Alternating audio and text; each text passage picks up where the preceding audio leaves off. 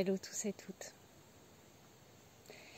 Bien, alors je ne sais pas comment ça se passe pour vous cet été, cette traversée 2025, mais moi je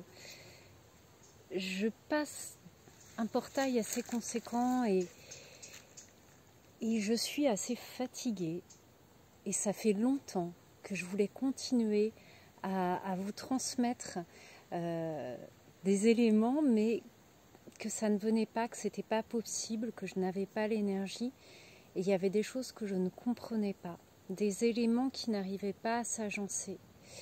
Et ces derniers jours, j'ai ressenti une très très grande lassitude, mais une lassitude bienfaisante. Vous voyez, c'est comme quand finalement quelque chose relâche, quelque chose lâche à l'intérieur de soi. Et c'est pas confortable quand on a l'habitude d'être toujours en tonicité, d'être toujours en tension. Mais quelque part, c'est un soulagement. C'est un abandon à soi.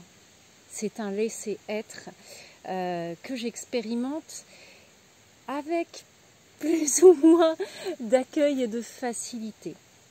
Et je n'arrivais pas vraiment à saisir ce qui se passait et j'ai vu une vidéo de Venusia Starchild, je vous mettrai le lien dans la description, qui a fait un petit pop et qui m'a permis de comprendre qu'en ce moment je passais une porte, la porte de la mort, pas de la mort physique, hein, mais de la transformation, de la transfiguration, de la transmutation.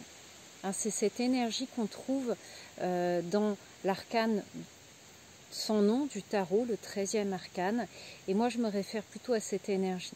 Ça fait longtemps que j'en entends parler, ça fait longtemps que je la repousse, cette énergie de transformation, cette énergie que je ressens comme très féminine en fait. Hein, cet hiver, d'accueillir l'hiver en soi, d'accueillir le creux.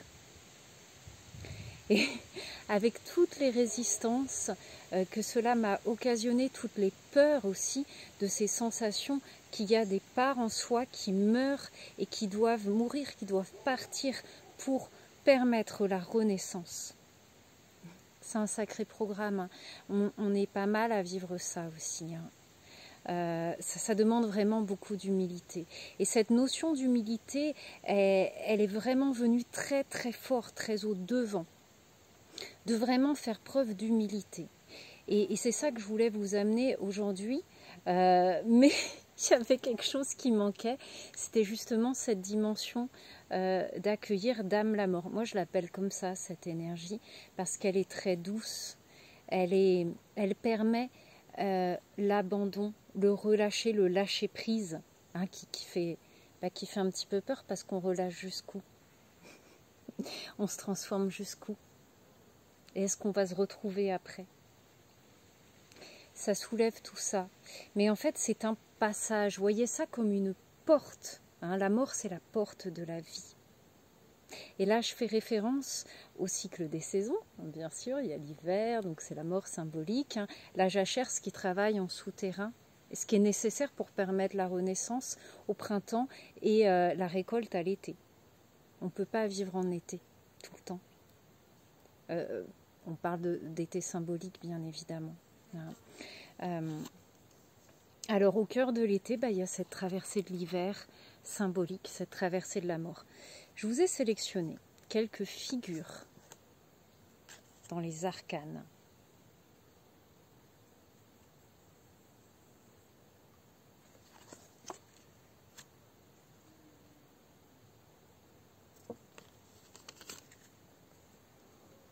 Et regardez celle-là.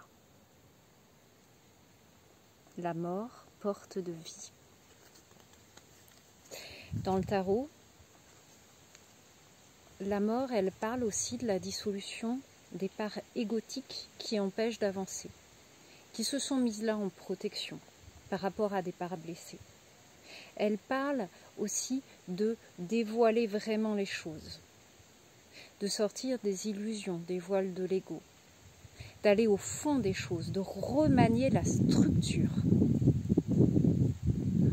de faire ce passage, de faire cette transformation. C'est une transformation rapide qui permet la renaissance.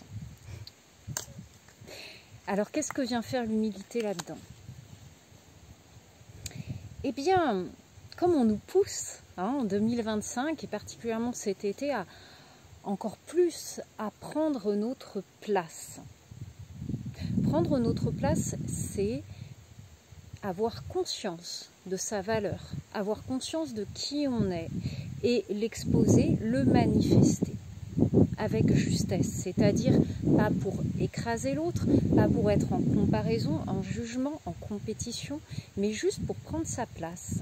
Et quand on fait ça, c'est comme si on amenait une nouvelle tonalité, un nouveau son à l'accord universel. Donc on renforce les choses et on donne du corps, on donne de l'harmonie. Donc il ne s'agit pas d'usurper la place de quelqu'un d'autre. Ça n'a aucun sens vu que chacun a sa place avec sa singularité. Vous voyez comme on sort aussi de cette notion de compétition. Et alors l'humilité dans tout ça, c'est quoi être humble? Être humble, c'est savoir, avoir conscience de sa valeur et la manifester. Sans être trop dire moi voilà, prendre vraiment beaucoup de place et avec l'ego en avant, avec toutes ces parts blessées et d'injustice. Non, mais c'est quand même ne pas être en retrait, en repli dans une forme de fausse modestie. C'est-à-dire, oui, mais moi, tu sais, j'ai pas tes capacités, ou alors oh bah, je suis nulle là-dedans, ou alors je suis pas.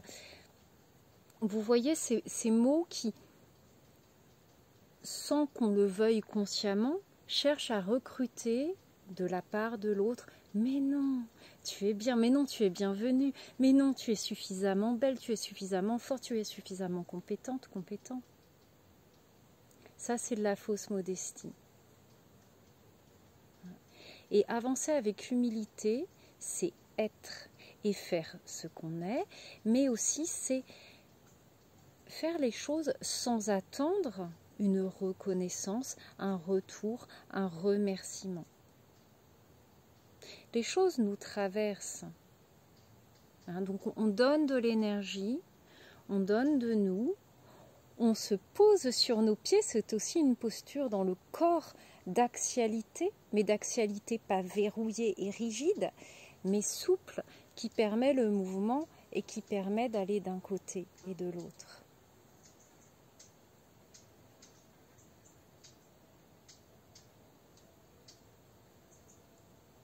Donc cette humilité, c'est aussi avoir le courage de voir sa vraie valeur, de l'assumer et de l'exposer.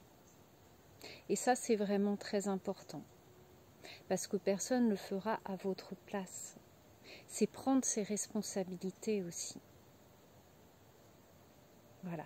Moi, l'humilité, c'est un vrai travail, parce que longtemps, j'ai été dans cette forme de fausse modestie où je me dépréciais, je me mettais en repli, je me mettais toujours comme quelqu'un qui était en sous-capacité, en sous-lumière par rapport aux autres. Et c'était une position finalement qui me confortait dans mes blessures, dans ma posture de victime, et qui avait un quelque confort parce que au moins je me montrais pas et puis je recrutais quelque part une forme de sympathie et d'aide et d'entourance de la part des gens qui avaient le syndrome du sauveur activé. C'était pas du tout aligné, hein.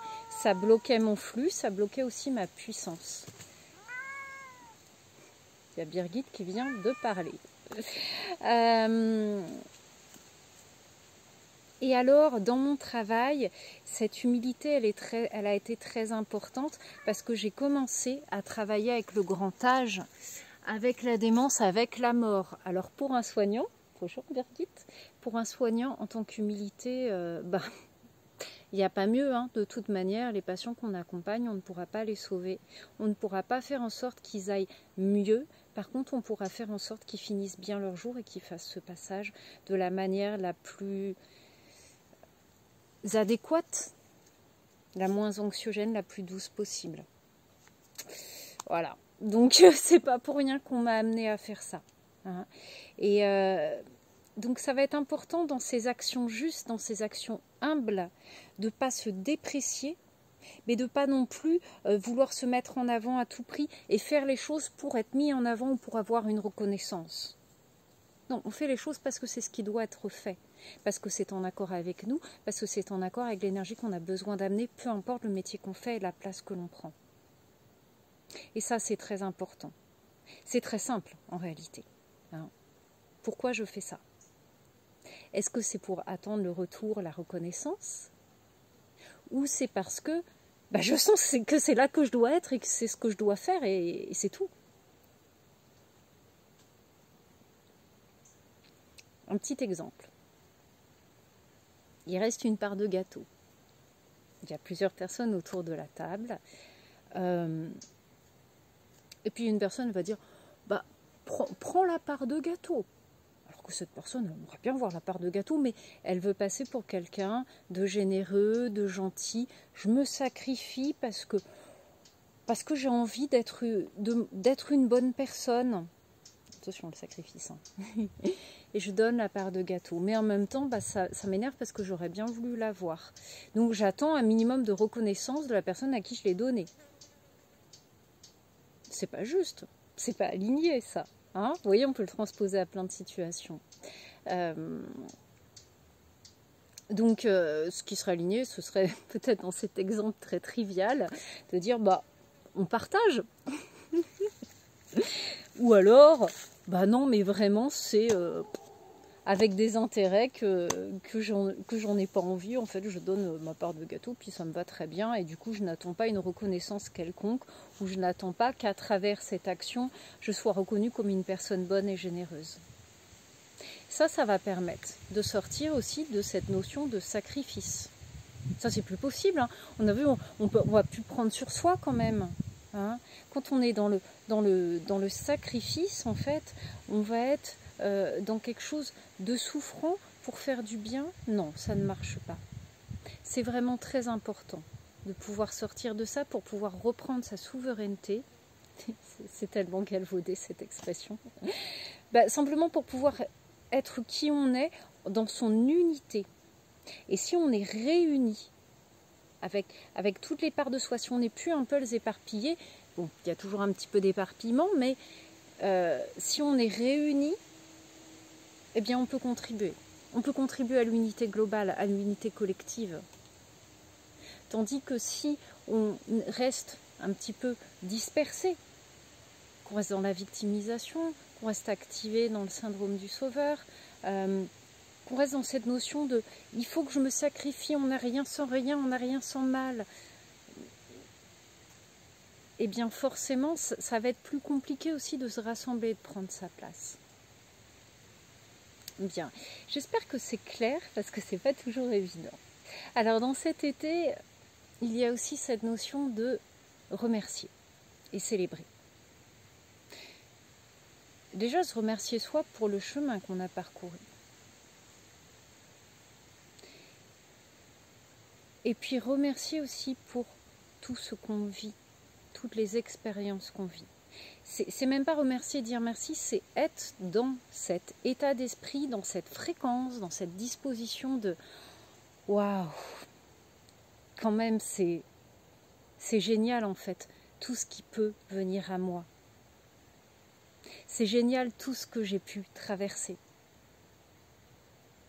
Quand on fait ça, on est dans un état d'accueil et de réceptivité. Et ça fait du bien. Ah, ça relâche le cœur, ça l'ouvre. Et puis, célébrer, c'est se réjouir de chaque petite chose. Alors évidemment, vous allez dire, oui, l'état du monde. Est-ce que c'est en devenant aussi morose que l'état du monde qu'on veut bien nous faire voir aussi, que ça va aider, qu'on va se sentir mieux, qu'on va pouvoir rayonner dans notre part de lumière?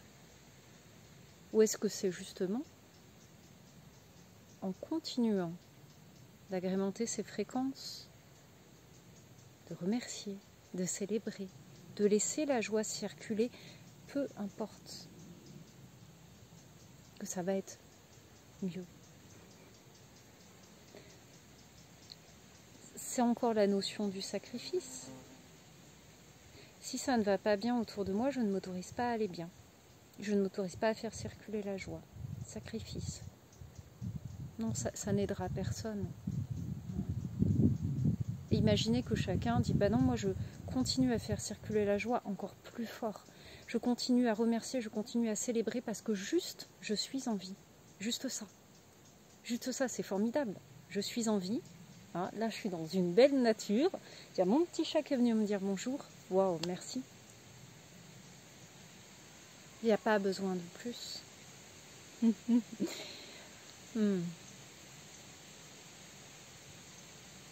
Alors, pour la suite de cette vidéo qui va s'arrêter là, mais je vous prépare un soin audio-vibratoire pour aider ce passage. Pour travailler justement et se laisser travailler, se laisser guérir avec cet arcane de la mort qui va pouvoir nettoyer, détoxifier en profondeur, libérer vos peurs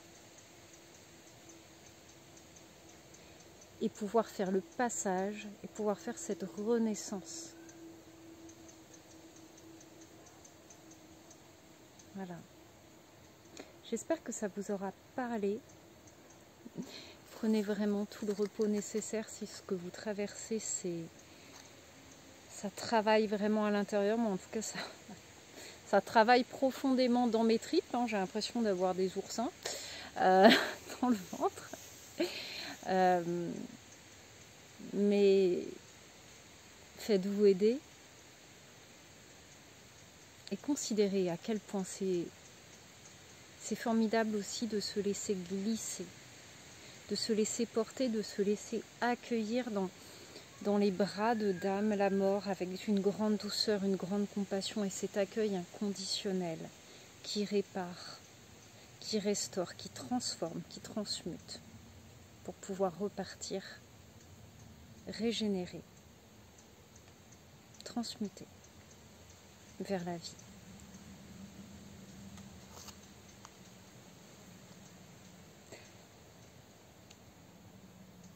Bien, c'est tout. Je suis Laurence Berthaud, énergéticienne et psychomotricienne, thérapeute multifacette et je vous souhaite un bel été.